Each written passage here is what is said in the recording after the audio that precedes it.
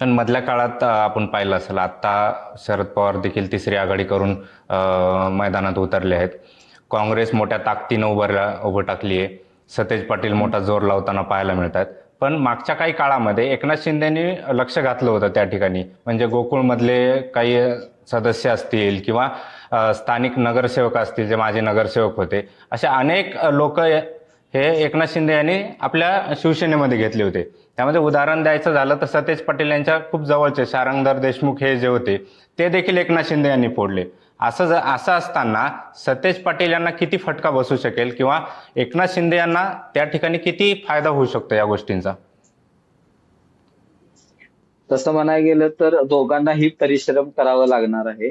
कारण उपमुख्यमंत्री एकनाथ शिंदे यांनी ज्या पद्धतीनं शारंगधर देशमुख असतील, त्याचबरोबर काही नगरसेवक असतील आणि जे प्रबळ दावेदार आहेत काँग्रेसमधले, त्यांना शिवसेनेमध्ये घेतला आणि त्याचा फायदा जागा वाटपामध्ये झालेला दिसला. कारण मागील जर परिस्थिती पाहिली तर शिवसेनेचे 4 नगरसेवक होते. मात्र आता जर जागा वाटपातला जर विचार केला तर शिवसेनेने एकनाथ शिंदेच्या गटाने महायुतीकडून जागा वाटपामध्ये जवळपास 30 जागा ज्या आहेत त्या घेतलेल्या आहेत.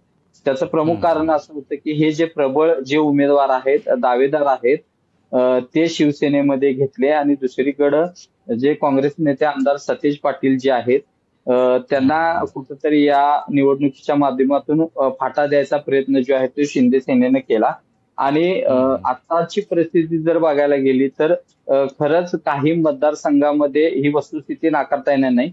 बऱ्याच मतदारसंघांमध्ये काँग्रेसला म्हणजे आमदार सतेज पाटील यांना यांच्या विरोधात प्रबळ उमेदवार जे आहेत ते सापडलेले नाहीत. ज्या प्रभागात जे प्रबळ उमेदवार पाहिजेत, पण शारंगधर देशमुख यांच्या विरोधात तगडा उमेदवार शोधण्यात सतेज पाटलांना यश मिळालं. दुसरीकडे अभि खतकर म्हणून जे प्रबळ दावेदार होते काँग्रेसकडनं, ते देखील शिवसेनेत गेल्यामुळे त्यांच्या विरोधात मनसेचे जिल्हाध्यक्ष राजीव दिंडोरले यांना हाताला लावल्याशी त्यांना यश आलं. मात्र उर्वरित जे काही मतदारसंघातील 3 उमेदवार आहेत ते कुठंतरी म्हणजे त्यांचे लोकप्रियता कमी कुठंतरी असलेले असे चेहरे जे आहेत ते सतेज पाटलांना काही मतदारसंघात मिळालेत. पण मात्र जे शिलेदार सोडून गेलेत त्यांच्या विरोधात तगडी फाईट देण्यासाठी जे प्रबळ उमेदवार पाहिजे ते मिळवण्यात यश मिळवले.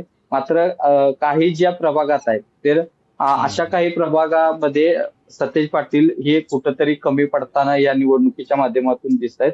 कारण प्रबळ चेहरे शोधायला त्यांना बराचसा वेळ लावा लागला आणि त्यांची देखील अशी परिस्थिती झाली की त्यांची जे राहिलेले 12 उमेदवार आहेत त्यांनी देखील अद्याप ही यादी आहे ती शेवटच्या क्षणापर्यंत जाहीर केली नव्हती.